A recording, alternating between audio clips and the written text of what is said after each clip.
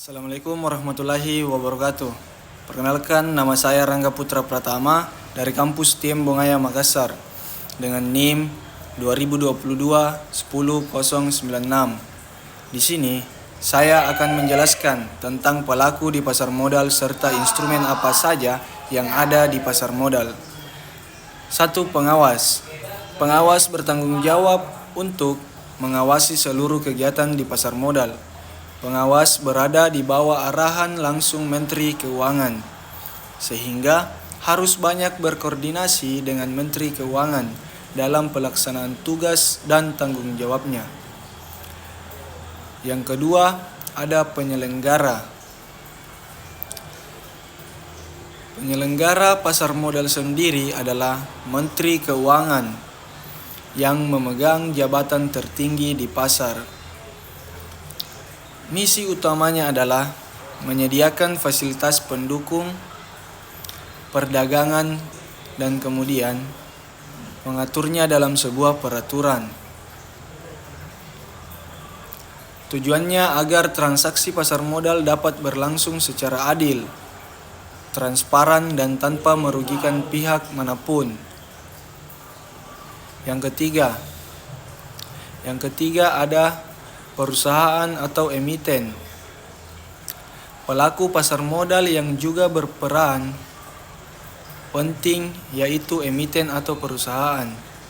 Emiten yang namanya terdaftar di OJK wajib menerbitkan efek untuk mendapatkan modal dari masyarakat.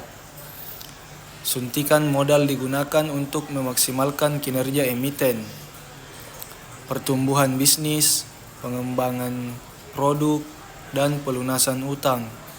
Suntikan modal tersebut akan meningkatkan kinerja emiten sehingga laba akan meningkat.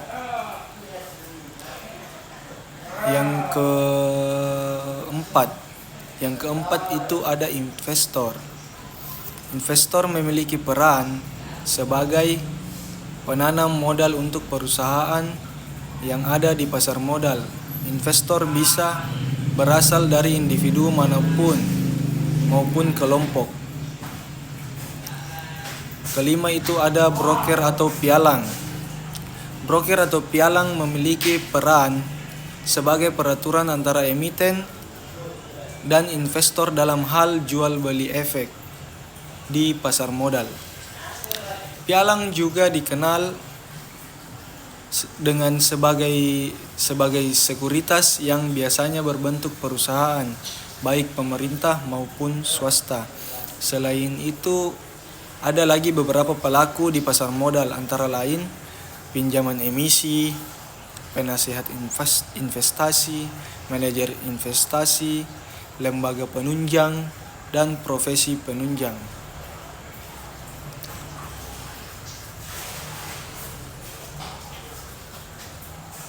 Lalu di sini saya akan menyebutkan dan menjelaskan instrumen yang ada di pasar modal. Yang pertama ada saham.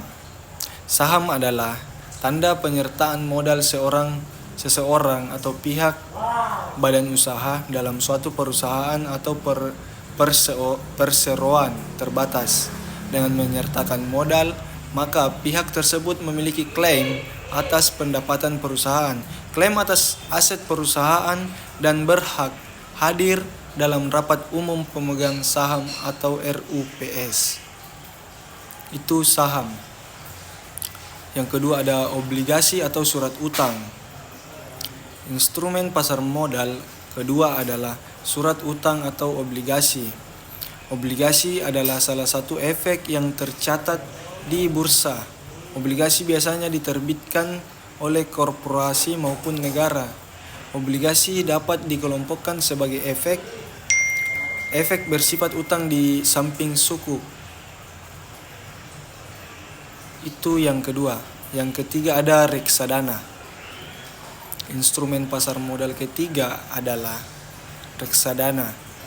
Produk reksadana adalah salah satu alternatif investasi bagi masyarakat pemodal, khususnya pemodal kecil dan pemodal yang tidak memiliki banyak waktu dan keahlian.